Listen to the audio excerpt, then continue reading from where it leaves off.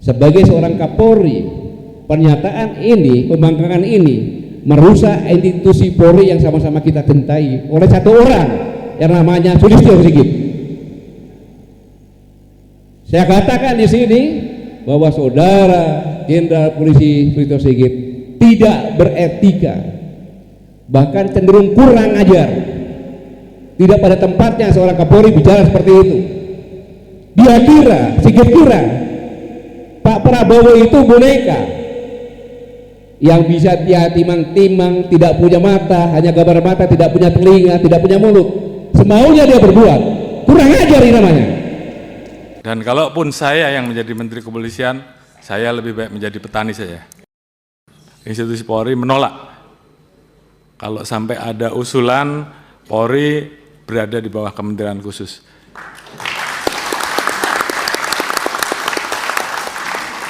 Karena bagi kami posisi institusi Polri seperti saat ini adalah posisi yang sangat ideal. Kita bisa menjadi alat negara yang betul-betul memberikan pelayanan kepada masyarakat di bidang Harkamtibmas, di bidang hukum, di bidang pelindungan, pelayanan. Di satu sisi kita betul-betul bisa berada langsung di bawah Bapak Presiden, sehingga pada saat Presiden membutuhkan kami, maka kami bisa bergerak tanpa harus ada kementerian-kementerian yang kemudian tidak mau, ini menimbulkan potensi matahari kembar menurut saya. Jadi kalau tadi saya harus memilih karena beberapa kali ada yang menyampaikan Kapolri sudah 5 tahun, kalau saya harus memilih, dan kemarin sudah saya sampaikan, bahkan ada beberapa orang yang menyampaikan ke saya lewat WA bahwa mau enggak Pak Kapolri jadi Menteri Kepolisian. Dalam hal ini saya tegaskan bahwa di hadapan Bapak-bapak dan Ibu-ibu sekalian dan seluruh jajaran bahwa saya menolak polisi di bawah kementerian.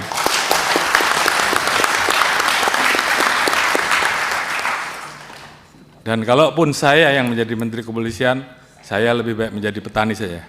Oh iya, ini menyala nih Pak Kapolri, benar. Oleh karena itu, saya anggap meletakkan Polri di bawah kementerian sama saja melemahkan institusi Polri, melemahkan negara, dan melemahkan Presiden.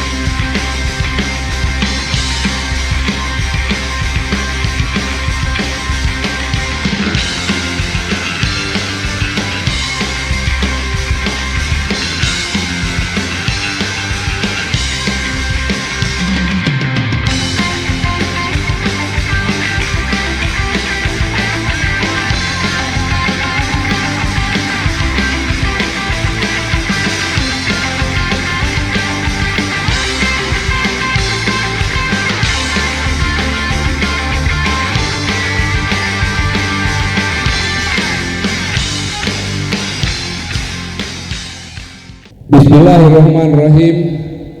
Assalamualaikum warahmatullahi wabarakatuh. Selamat siang, salam sejahtera. Sampurasun. Alhamdulillah wa syukurillah, la haula wala quwata illa billah. Saya ucapkan terima kasih kepada Bapak Ketua Yayasan Dr. Haji Riki Agus Yadi SMM AK dan Pak Rektor Abdul Hidayat SEMSI Bendaharai tadi, dan Pak Rektor Didin Sebudin SEMSI atas kepercayaan Bapak mengundang saya di sini. Yang saya hormati Dr. Bambang Susantyo, Dr. Nurhaini Siki. Ini Dr. Nurhaini dulu waktu dia masih Pamen letnan kapten, dia musuh saya Pak, musuh saya, karena dalam pertandingan dia atlet renang, tapi dia menang saya, dia dapat emas, tapi kurang lebih nggak sampai 2 tahun dia jadi karena dia di Kodiklat. Saya pikir sekarang masa yang saya balas dendam, maka saya adakan lomba mengajar, masih juga dia juara lagi, dan keputusan untuk alih profesi adalah langkah yang tepat sehingga dia sekarang wakil rektor. Mungkin kalau di sana ya dia masih menjadi wakil saja.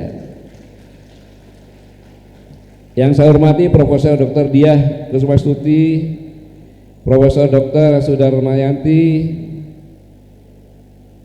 para dekan, direktur pasca sarjana, dan BEM himpunan, serta para mahasiswa-mahasiswi, seluruh sivitas akademika Universitas Sanggabuana yang saya banggakan.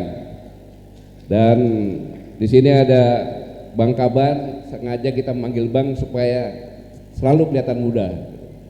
Bang Refli Harun, Bang Hersubun Arif, dan Bang Rocky Gerung yang kelihatannya paling muda sehingga lari-lari loncat-loncat tadi kan. Padahal umurnya lebih tua Bang Riki daripada saya, tapi stilnya kayak stil mahasiswa gitu. Jadi saya sampaikan bahwa saya bisa datang ke sini suatu hal yang sangat luar biasa. Ini karena 2 hal. Saya nepol Bang Rocky, mungkin 10 kali nepol, diangkatnya cuma sekali gitu, karena sibuknya dan sebagainya gitu. Tapi tiba-tiba semuanya mau ke sini. Ketika saya sampaikan bahwa kita akan ke Bandung nih, Bandung adalah kota perjuangan. Tahun 1955 Konferensi Asia Afrika, itu kan negara-negara yang berjuang merdeka, baru merdeka berkumpul di sini, bergandengan tangan untuk melawan kapitalisme. Dan yang kedua, setelah reformasi, Bandung pun merupakan kota perjuangan yang memberikan contoh yang terkini. Untuk Bapak Ibu ketahui bahwa demokrasi yang dilaksanakan setelah 98 itu digodok di Seskuat, yang isinya adalah bahwa ABRI sekarang menghilangkan fungsi sospolnya. Di fungsi ABRI tidak ada yang perintah, itu tidak ada yang perintah, nggak ada yang perintah, tapi inisiatif. Jadi itu di Seskuat. Kemudian menetapkan pemilihan presiden, wakil presiden, wali kota, bupati, gubernur dengan cara yang transparan dan terbuka. Kemudian pemisahan Polri dari ABRI.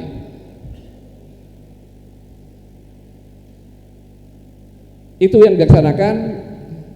Selanjutnya masih banyak lagi, termasuk kebebasan bicara, itu dirumuskan di situ. Tetapi sekarang udah mulai dikucil lagi kebebasan bicara gitu kan. Itu maka begitu saya ngomong seperti ini, nggak tahu, nggak pakai bicara, tahu semuanya hadir. Karena memang kita semuanya orang-orang yang berjuang sampai titik darah penghabisan untuk menyelamatkan negeri ini. Sama dengan saudara sekalian.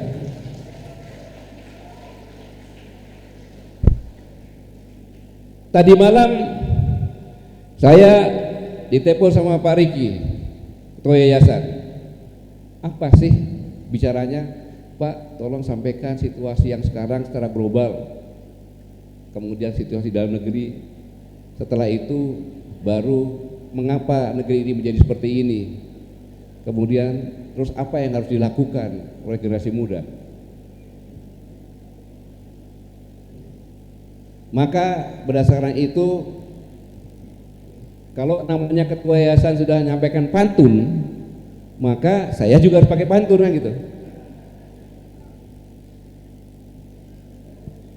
pisau kujang, senjata sakti yang selalu ada di badan saya, itu akan saya gunakan kapanpun untuk membela bangsa.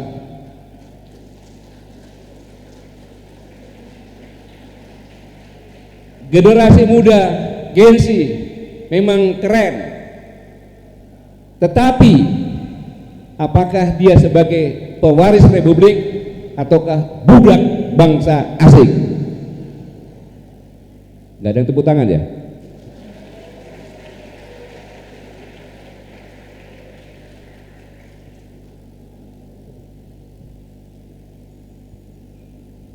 Jadi sebelumnya saya sampaikan bahwa semua substansi dalam materi kuliah umum ini adalah hasil pemikiran saya berdasarkan teori-teori, fakta-fakta, kejadian-kejadian.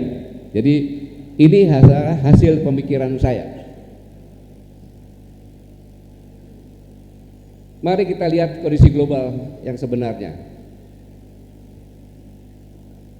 Sama-sama kita tahu bahwa Trump menculik, saya bilang menculik Presiden Venezuela dan menyatakan bahwa akan menguasai cadangan minyak di Venezuela. Selanjutnya Greenland pun sudah ada lampu hijau yang katanya sudah perjanjian, padahal Perdana Menteri Denmark nggak pernah mengatakan pernah perjanjian. Tapi bilang sudah perjanjian, itu pun persiapan diambil, sehingga NATO sekarang sudah persiapan. Kanada pun diancam. Ini adalah suatu yang kejadian berulang secara identik, tapi waktunya beda. Friedrich Nietzsche, filsuf Jerman, mengatakan seperti ini. Jadi pada tahun 800-an, mulai dari Inggris, Belanda, Jerman, Itali, Belgia, Spanyol, Portugis, dan lainnya, mereka keluar untuk menjajah. Kalau dilihat sekarang ada bangunan-bangunan baku di sana, itu semuanya uang dari penjajahan, itu hasil penjajahan. Dan situasi berulang sekarang ini. Saya perlu menyampaikan seperti ini. Mengapa demikian? Ada hal yang mengerikan, bahwa kondisi bumi ini sekarang ini sudah dihuni 826, ya, saya ulangi, 8 miliar 236 ribu. Jadi saya ulangi, 8 miliar 236. Ini 16, tapi sekarang kalau kita lihat sudah menjadi 8236 kurang lebih. Nah, ini kelihatannya biasa, orang beranak pinak biasa kan? Tetapi berdasarkan penelitian, Stanford University mengatakan bahwa idealnya bumi ini hanya dihuni 1,5 sampai 2 miliar. Bayangkan, sekarang sudah 4 kali lipat. Inilah sebenarnya dari semua permasalahan yang ada sekarang ini, pasti ada kaitannya dengan ini. Inilah yang disebut teori Thomas Malthus, di mana pertumbuhan penduduk meningkat secara eksponensial 2, 4, 8, 16 dan seterusnya, tetapi produksi pangan bertambah secara linear 1, 2, 3, 4. Jadi suatu saat akan terjadi pertemuan kritis ketika jumlah penduduk besar, cadangan pangan menipis. Apalagi dijelaskan sama Pak Kaban tadi, banyak kerusakan lingkungan, pemanasan global dan sebagainya. Selanjutnya, dari ini semuanya ada sebuah teori peak oil theory. Ketika cadangan minyak sudah mulai berkurang dan penggunaan banyak, maka berubah cara bisnis. Saya sampaikan waktu tahun 2014 10 Maret di UI, bahwa nanti ada orang tidak punya sepeda motor tapi dia bisa mengendalikan sepeda motor. Kita belanja dari rumah saja, pakai laptop kita bisa lihat. Ternyata itulah Grab, Wikipedia dan sebagainya. Dan inilah sebenarnya yang menyebabkan krisis ekonomi depresi ekonomi, kemudian berlanjut kepada peningkatan kejahatan konflik antar negara. Dan ini akan saya buktikan nanti, ya, tatanan masyarakat udah nggak dipakai. Inilah yang terjadi karena terjadilah kompetisi global untuk memperebutkan minyak pada saat itu. Buktinya ketika pangan energi krisis ini semuanya adalah negara-negara penghasil minyak dan semuanya konflik. Pada tahun 2014 saya bicara di UI, saya bertanya kenapa Ukraina nggak terjadi konflik waktu itu. Saya bertanya sama mahasiswa sana, tapi saya yakin suatu saat pasti terjadi, sudah terjadi. Yang perlu menjadi kewaspadaan, Venezuela terjadi. Itulah teori yang akan saya sampaikan nanti. Karena Venezuela letaknya di ekuator. Jadi Michael Rawls mengatakan bahwa kekayaan alam itu akan menimbulkan konflik. Karena sumber daya alamnya itu tidak akan bertambah, malah berkurang dengan pemanasan global tadi. Kemudian Jared Diamond juga mengatakan bahwa di ekuator itu kalau kita nanam padi hasilnya lebih banyak. Padahal pangan itu adalah konsumen yang diperebutkan. Dari dua ini maka Indonesia kaya dengan semuanya itu.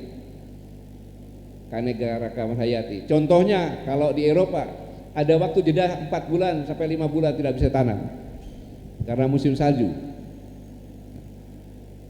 Sehingga kondisi ini menarik perhatian dan ini sudah diingatkan. Ya, sudah diingatkan. Mengapa? Karena kondisi geografi kita.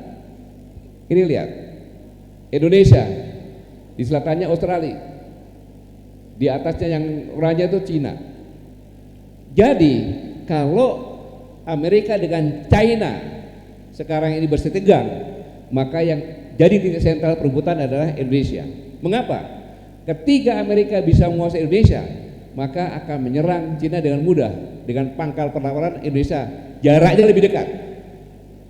Tetapi kalau Cina menguasai Indonesia, pangkalan militernya di Australia nggak bisa bergerak karena dikunci oleh Indonesia.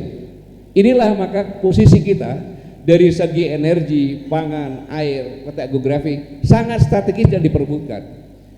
Maka Bung Karno pernah mengingatkan kita semuanya bahwa kekayaan alam Indonesia suatu saat akan membuat iri negara-negara di dunia.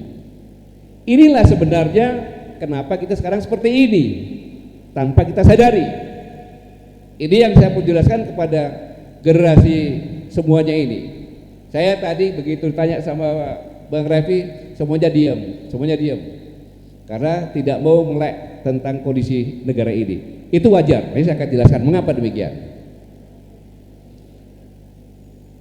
Maka kita harus benar-benar waspada.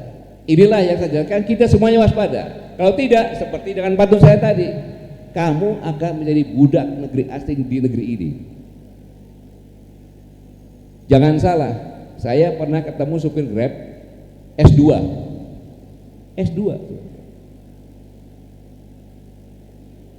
Kalau kamu nggak peduli, kamu aja penikmat sekarang ini, maka apa yang dikhawatirkan kita semuanya akan terjadi. Jadi kami berlima kesini ini hanya ingin membangunkan. Karena apa? Kami merasa berdosa kalau tidak memberikan warisan republik kepada generasi muda. Tetapi kondisinya memang sulit. Kalau tidak hati-hati ya kami mewariskan generasi yang menjadi budak bangsa asing di negeri sendiri. Kita lihat Indonesia sekarang ini. Indonesia dibentuk oleh kesadaran dari manusia-manusia Indonesia yang ingin merdeka. Tidak ada kelas sosial yang istimewa, tidak ada hak politik dan ekonomi berdasarkan keturunan seperti sekarang ini, serta seluruh warga negara setara. Maka dengan perjuangan gigih kita merdeka.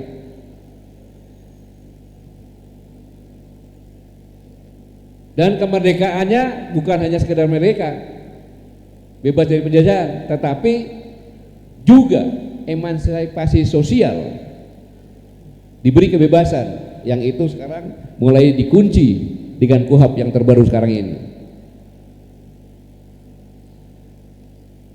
Bukankah pembukaan Undang-Undang Dasar 45 menyampaikan bahwa kemerdekaan, ya, menjanjikan kemerdekaan, kesejahteraan, keadilan sosial bagi seluruh rakyat Indonesia. Di manakah keadilan itu? Nanti kita bisa lihat apakah sudah adil belum. Apa yang terjadi?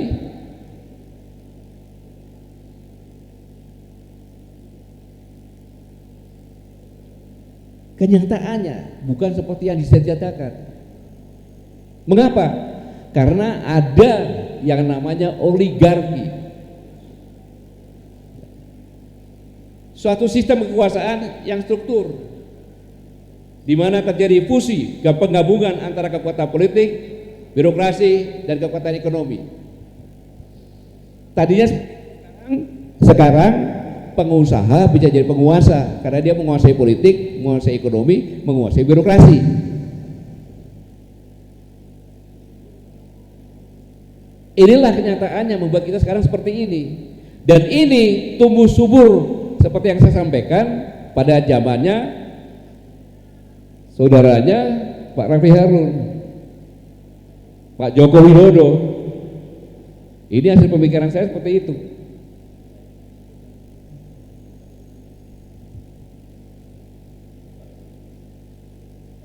Jadi ekonomi, politik, sumber daya alam, semua terkonsentrasi pada segelintir oligark.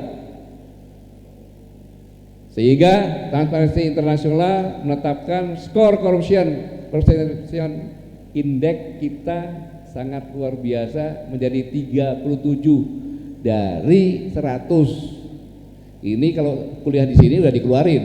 Itu Pak Rektor ya? Dikeluarin kalau di sini. Turun dari yang tadinya 40. Bahkan kita menjadi ranking 99 dari 180. Jadi di atas, di bawah 50%. Ini yang terjadi.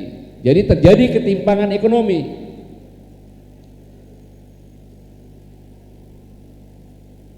Gini rasio aja 0,38. Ini suatu hal yang sangat menyedihkan.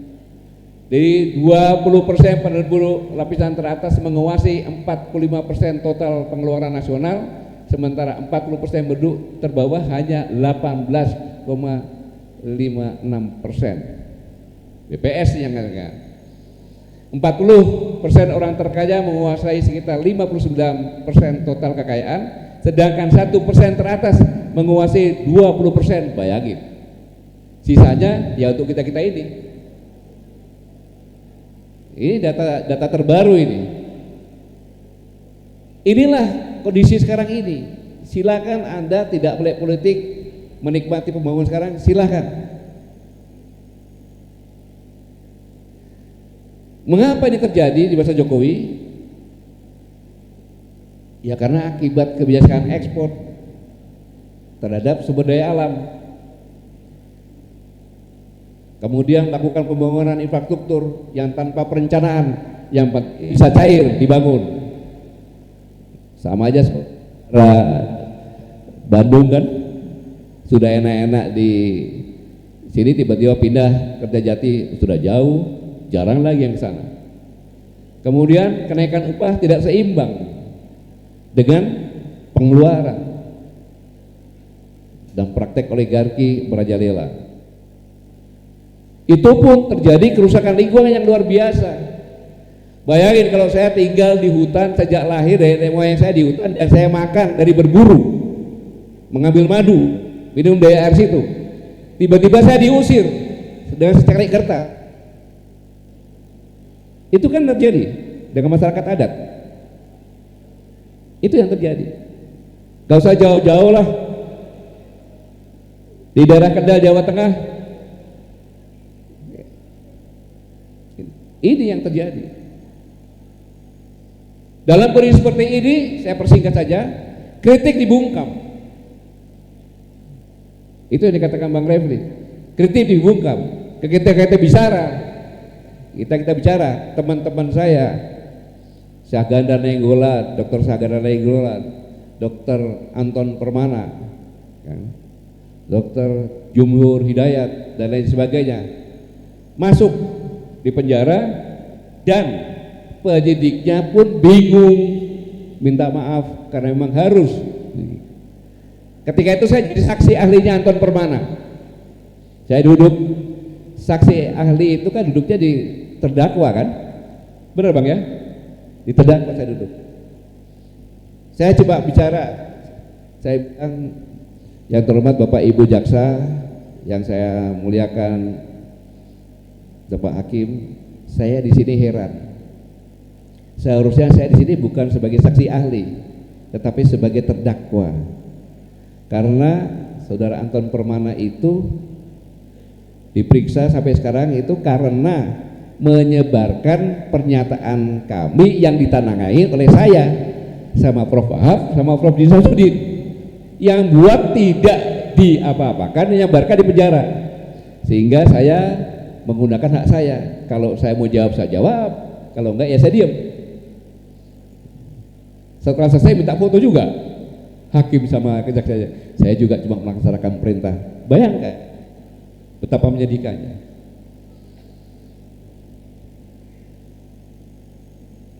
Kebebasan akan terus menurun dengan hadirnya KUHP yang baru sekarang ini.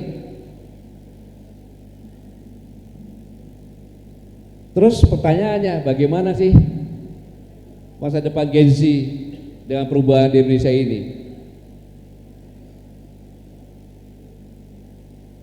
Indonesia tidak kurang sumber daya manusia, banyak sekali sumber daya manusia, termasuk rekan saya Bapak Muhammad Saididu. Tahun yang lalu atau 2 tahun yang lalu dia ngomong, Pak Gatot saya mau ke Australia, anak saya di muda S2, sangat muda, hebat saya bilang itu.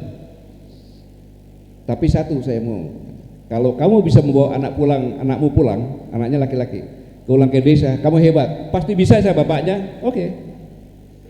Begitu pulang, benar Pak Gatot, dia nggak mau pulang. Loh katanya bisa mas, saya bisa paksa. Cuma ada persyaratannya, saya mau pulang ke Indonesia. Kalau di Indonesia ya, yang sama-sama kita banggakan, menghargai profesionalisme saya, dan saya juga bisa meniti karir saya dengan profesionalisme saya. Bapaknya menyerah, itu nggak bisa di Indonesia sekarang. Akhirnya sekarang tetap di Australia. Anaknya padahal cuma 1, makanya dia pacaran terus itu. Ini bagaimana kalau semuanya itu baik birokrasi, kemudian pengadilan, apapun harus menggunakan umum. Itu sudah umum. Anak buah saya waktu itu pernah, dia akan mengurus KTP sampai jam 11, perempuan nih di kelurahan, enggak, dibuat boter-boter. Sudahlah saya bilang, kau tanya bapak maunya berapa, saya hanya punya uang sekian, diambil selesai. Ya Bo, dari awal ngomong bayar sekian gitu. Itu yang terjadi. Nah ini yang paling penting. Sekarang ini kita sudah mulai bonus demografi. Bonus demografi itu adalah umur efektif yang masih bisa kerja itu lebih banyak dari umur yang tidak bisa bekerja. Anak-anak kecil sampai dengan orang yang manual. Jadi kalau bonus demografi itu harusnya yang masih bekerja ya itu tidak berat membiayai, karena yang bekerja lebih banyak dari yang tidak bekerja. Kalau kerjanya ada kerjaan. Nah sekarang saya pakai data tahun 2022. Jumlah penduduk waktu itu 275 juta jiwa. Ini Gen Z dengarkan benar-benar, lihat benar-benar. Kemudian usia produktif itu 64%. Jadi 176 juta jiwa. Berarti bonus demografi dong. Ya. Kemudian peluang kerja. Kerja informal 84,3 juta dan 83. Sehingga ya kurang lebih 125 kurang sedikit lah. Jadi 176 dikurangi 125, ketemunya angkanya 51 juta lapangan kerja yang kurang. Gitu. Nah, sekarang adik-adik sekalian, kira-kira mulai kerja nanti tahun 2030 kan? Kurang lebih kan? Kita lihat tahun 2030. Ini jumlah penduduk 290 juta jiwa kurang lebih, kemudian usia produktif 190 juta.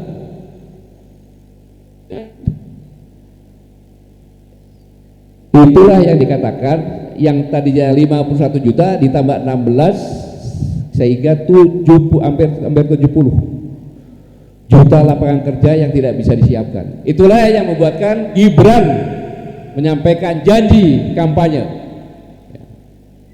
akan menyiapkan 19 juta lapangan kerja. Tepuk tangan buat Gibran. Jadinya seperti itu, tapi saya suruh temukan karena itu adalah harapan yang diberikan sampai sekarang tidak menjadi nyata, terus malah berkurang terus, itu harapannya. Jadi itulah pahit tahun 2030 untuk Gen Z. Lapangan kerja formal menyempit, upah dengan biaya hidup, pendidikan tinggi tidak menjamin pekerjaan layak. Ini kenyataan. Kalau kamu diam-diam seperti ini, tidak peduli dalam kondisi politik, dan sebagai penikmat pembangunan, siap-siaplah Anda menjadi budak di negeri sendiri. Banyak sekarang budak. Ini Pak Jokowi mengatakan, wah pertumbuhannya gini. Kemudian Amartya Sen, ini saudaranya Pak Rocky Gerung, dia tahu waktu beliau masih kecil, waktu itu di India ada sekelompok orang Islam dikejar-kejar oleh orang Hindu. Dia pulang masuk rumah nggak berani keluar, tetapi karena terdesak untuk anak kecilnya dia keluar, hanya dikeroyok sampai mati. Itu yang bekas secara psikologi. Ya. Si Amartya Sen ini mengatakan bahwa kami nggak ada gunanya kalau tidak menyiapkan secara nyata manusia bisa bekerja secara baik, kemudian diberi peluang untuk berpartisipasi dan dimanusiakan. Ini yang berbahaya. Kira-kira benar apa enggak itu Bang? Soalnya saya bicara agak gugup kalau ada Bang Rocky itu. Nah, mengapa demikian? Dari kondisi global tadi, sebenarnya Indonesia menjadi target neo-imperialisme dan kolonialisme. Target, tapi itu tidak dilakukan langsung oleh negara yang akan menjajah, menguasai, tapi lewat boneka-boneka. Itu yang saya katakan proksi. Apa yang harus dia kuasai? Dia kuasai pemerintahan atau birokrasi lewat pilpres. Pilpres dan pilkada yang sekarang ini sebelumnya dilakukan dengan undang dirubah, kemudian penugasan PJS, ya kan, pejabat sementara, itu hampir 50% lebih, ya otomatis itu bagian dari itu. Sama pilpresnya kan juga sama, anaknya presiden jadi wapres. Kemudian kuasai politik, parpol, ormas, FSM, media dikuasai. Birokrasi itu dari ujung sampai ujung sudah dikuasai. Kemudian politik sama, media harus berita apa yang boleh disampaikan, gitu. Kemudian dibungkam kalau tidak. Bahkan sekarang ormas terbesar pun dikuasai dengan dikasih konsesi batubara. Nahdlatul Ulama dan Muhammadiyah. Itu bentuk penguasaan. Ekonomi juga. Ekonomi, sumber daya manusia, alam, semuanya sudah dikuasai. Siapa yang menguasai mereka? Tanya mereka perannya apa di negeri ini kok bisa begitu besar? Cek coba. Kenapa dia bisa besar? Kenapa kebijakannya hanya berapa persen untuk negara? Lebih besar dia. Dan sumber daya manusia termasuk universitas. Ini kalau di universitas negeri belum tentu, mungkin ditawarin sama Bang Hersu tadi, teruskan, berhenti Pak, jangan lanjutkan. Karena bagi yang dokter, kalau sudah diingatkan, nggak mungkin dia jadi profesor. Itu kan di universitas negeri zamannya rejim politik Jokowi. Sekarang masih ada ketakutan itu. Makanya inilah satu-satunya saya diundang oleh universitas yang ditandatangani oleh rektor. Ini suatu kebanggaan dan keberanian yang luar biasa. Tepuk tangan. PDF sudah saya bagikan ya, secara detail ada di PDF. Inilah sebenarnya evaluasi terhadap rejim Jokowi. Ternyata yang menguasai pemerintahan, birokrasi, menguasai politik, menguasai ekonomi, itu semuanya adalah rejim politik Jokowi. Itu menurut pemikiran saya. Bagaimana ini saya sudah sampaikan tadi ya. Ini pilkada, kontrol institusi dan sebagainya, saya lewati aja. Politik sudah saya jelaskan tadi, kemudian ekonomi sudah saya jelaskan tadi, ya. Ada semuanya. Lalu pertanyaannya, apakah Indonesia negara yang kuat? Kalau saya jelaskan tadi Indonesia kuat, berarti saya salah. Iya dong. Indonesia yang kuat apa sih? Standar global nih.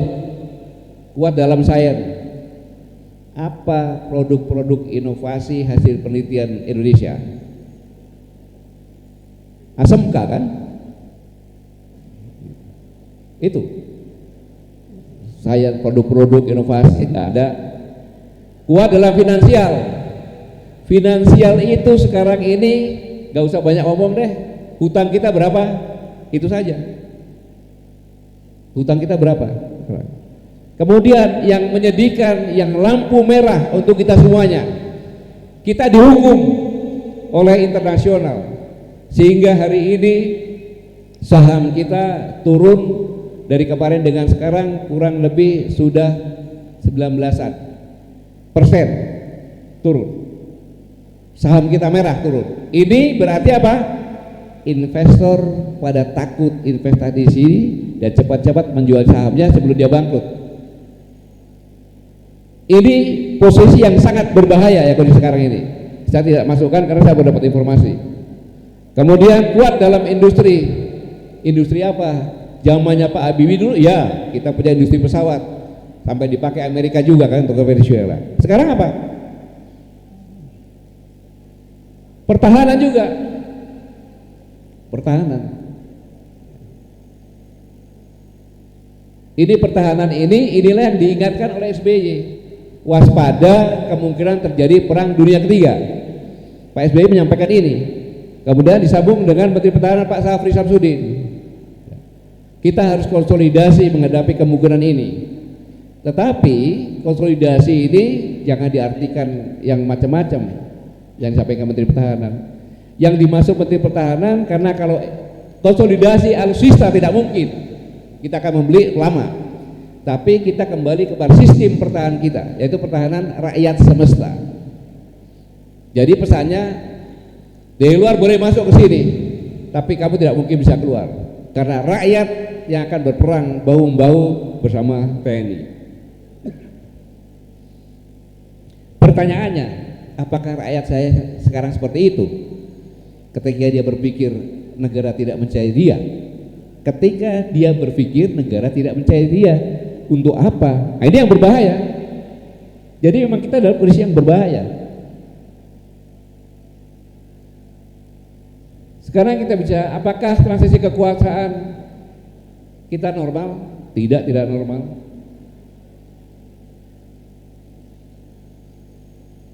Lihat lemahnya supremasi hukum, rusaknya etika kekuasaan, memburu tata kelola keamanan, dan meningkatnya ketimpangan sosial serta kecemasan generasi muda. Ya, generasi muda di sini aja nggak cemas mungkin, karena dia sudah mampu menyangga buana tadi kan gitu.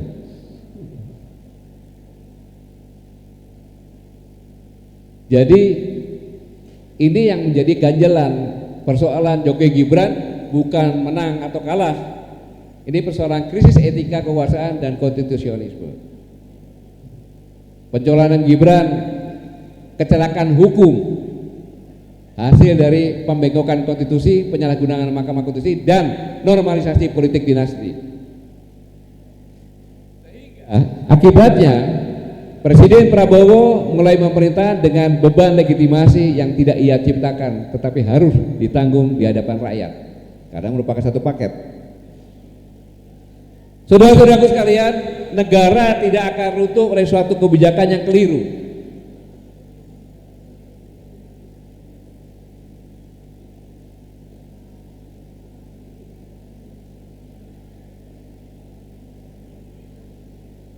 Melainkan oleh akumulasi pembiaran sistemik.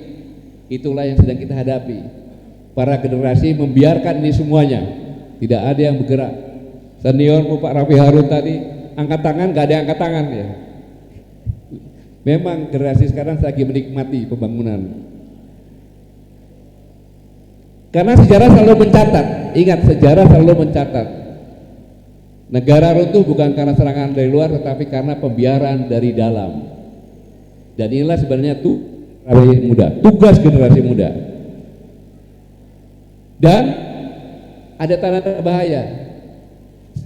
Saya tidak jelaskan, tetapi terjadi sabotase struktural.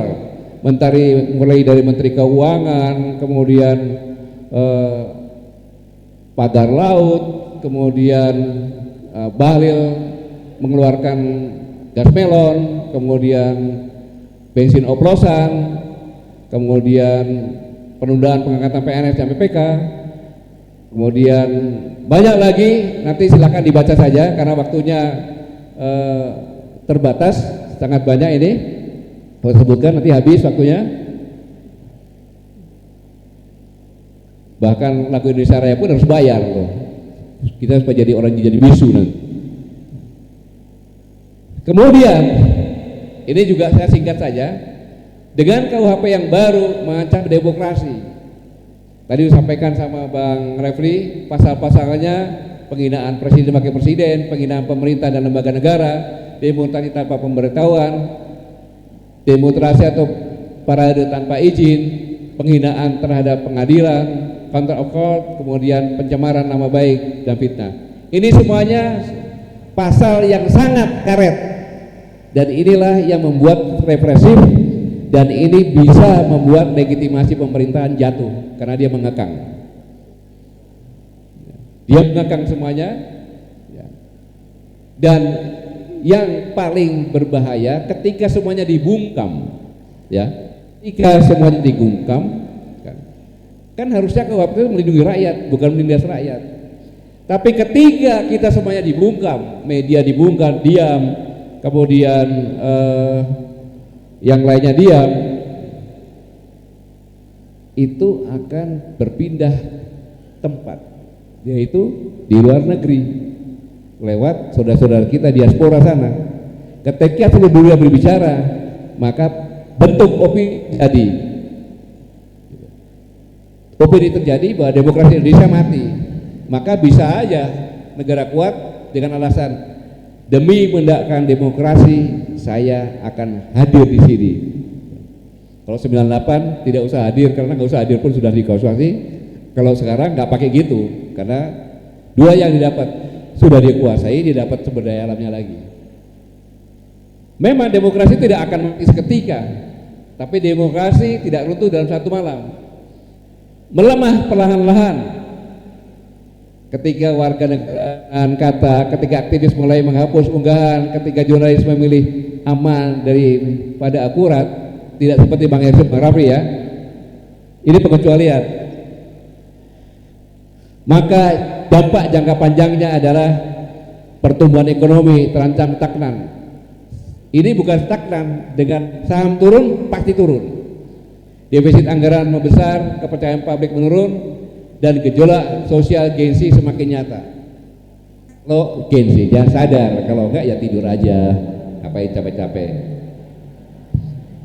Dan ada hal yang lebih berbahaya lagi. Ini rejim Jokowi sangat cerdas untuk membuat bom waktu. Lihat, sertifikat gratis selama 7 tahun berturut-turut 2017 sampai 2023, saya mendapat yang 24. Ini kurang lebih 57 juta sertifikat berdasarkan giring yang gratis dibagikan oleh Jokowi. Gratis diberikan. Luar biasa kan Jokowi kan? Dan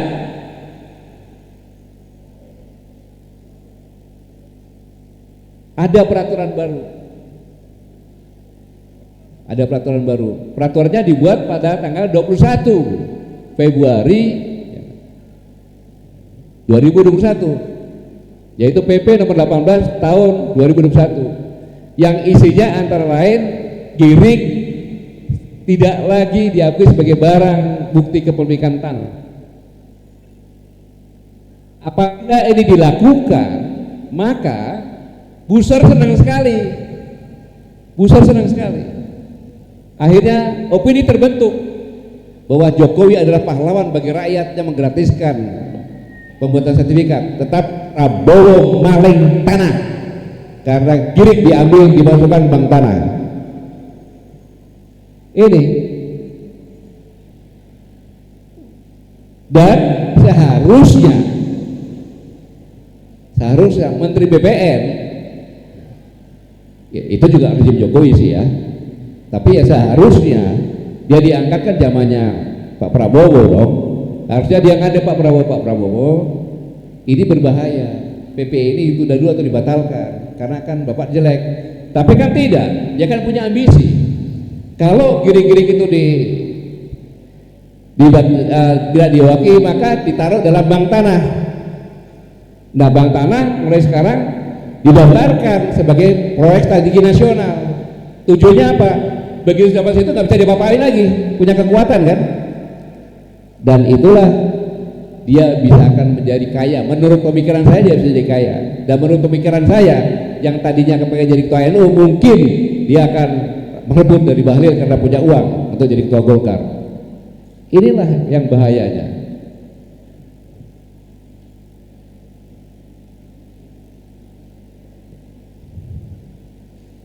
Inilah cara cerdik untuk mengacungkan Prabowo.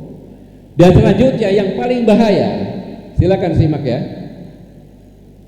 Mohon maaf Bapak-bapak dan Ibu-ibu sekalian, kami tentunya institusi Polri menolak kalau sampai ada usulan Polri berada di bawah kementerian khusus. Dan saya minta seluruh jajaran laksanakan ini, perjuangkan sampai titik darah penghabisan. Terima kasih. Ya, ketika Kapolri menyampaikan pernyataan akan pertahankan posisi institusinya sampai di darah penghabisan dan memerintahkan semua jajarannya, alarm darurat demokrasi berbunyi keras. Alarm demokrasi berbunyi keras. Itu yang disampaikan Kapolri itu bahasa konflik, bahasa tekanan kekuasaan, bahasa intimidasi. Ini puncak dari 3 kali pembangkangan kebijakan terhadap negara oleh Kapolri. Yang pertama, membentuk tim reformasi tandingan, menerbitkan peraturan kepolisian nomor 10 dan mengunci ruang koreksi walaupun sudah ada Mahkamah Konstitusi. Ketiga, kini nantang di ruang publik secara terbuka dengan diksi ekstrim. Ini sinyal bahaya bahwa disiplin konstitusi sedang diuji secara terbuka. Pertanyaan sebenarnya, tantangan itu ditujukan kepada siapa sih? Iya dong, dia menantang kan? Tantangan itu kepada siapa? Pertanyaan mendasar yang tidak berdiri harus dijawab itu. Siapa sebenarnya target tantangan Kapolri? Artinya Kapolri sedang menguji batas kewenangan Presiden sebagai memegang mandat konstitusional tertinggi. Pesan implisitnya jelas kepada Presiden, jangan sentuh struktur Polri. Pernyataan ini menciptakan tekanan simbolik pada Presiden. Dan ini saya sampaikan, saya lulusan Akademi Militer, Sigit juga sama-sama pernah di Akademi Militer. Sebagai seorang Kapolri, pernyataan ini, pembangkangan ini merusak institusi Polri yang sama-sama kita cintai oleh satu orang yang namanya Sulistyo Sigit. Saya katakan di sini bahwa saudara Jenderal Polisi Sulistyo Sigit tidak beretika, bahkan cenderung kurang ajar. Tidak pada tempatnya seorang Kapolri bicara seperti itu. Dia kira, Sigit kira Pak Prabowo itu boneka yang bisa dia timang-timang, tidak punya mata, hanya gambar mata, tidak punya telinga, tidak punya mulut, semaunya dia berbuat. Kurang ajar ini namanya.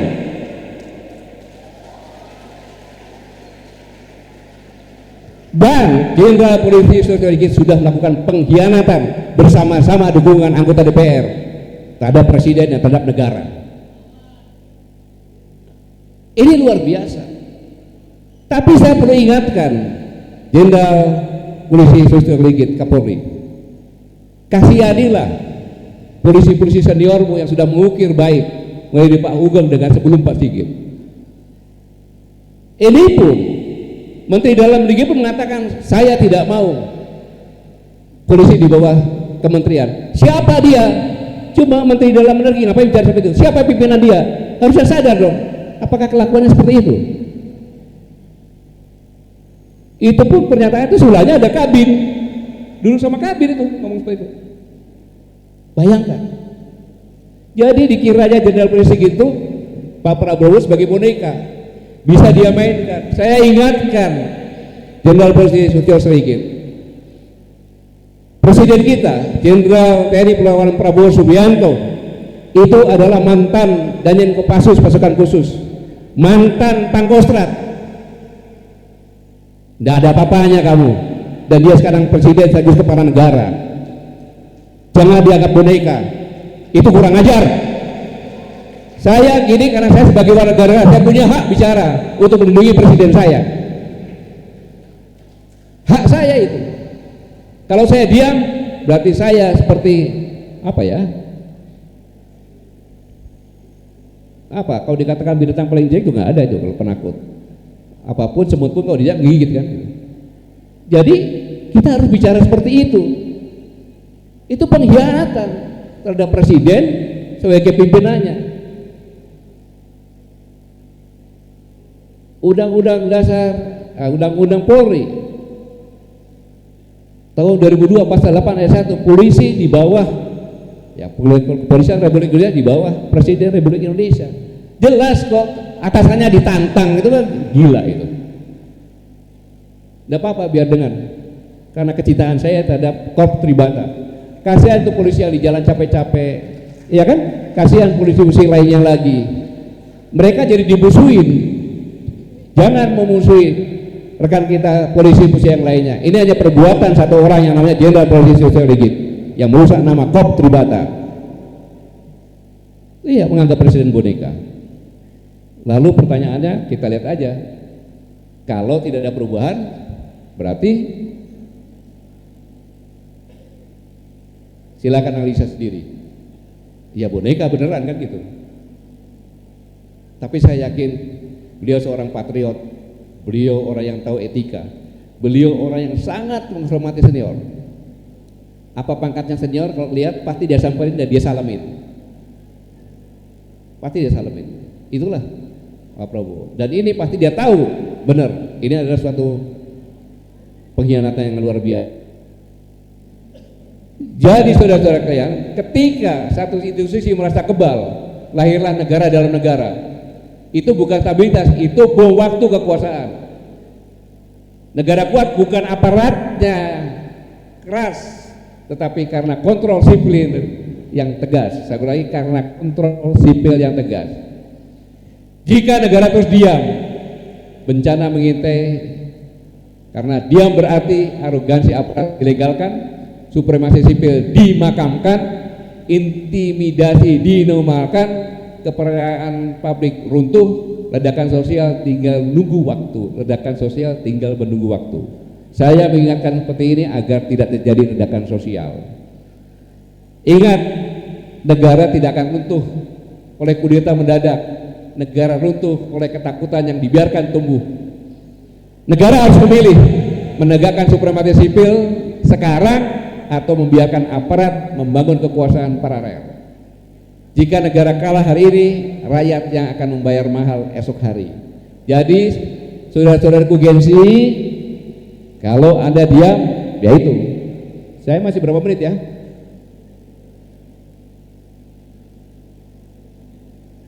Ya sudah, kalau nggak diingatkan ya. Ini presiden disinilah berada di persimpangan jalan, mau menjadi presiden kompromi dengan hal yang tidak benar atau mengoreksi semuanya, tinggal milih mau jatuh atau tetap. Ini berada di persimpangan sejarah, menjadi pemimpin korektor yang memulihkan republik atau menjadi pemimpin kompromi yang tenggelam bersama krisis. Saya sudah mengingatkan ini di forum ini, di hadapan gengsi, sejarah tidak pernah menunggu kesiapan penguasa. Sejarah hanya mencatat siapa yang berani bertindak saat negara berada di tepi jurang.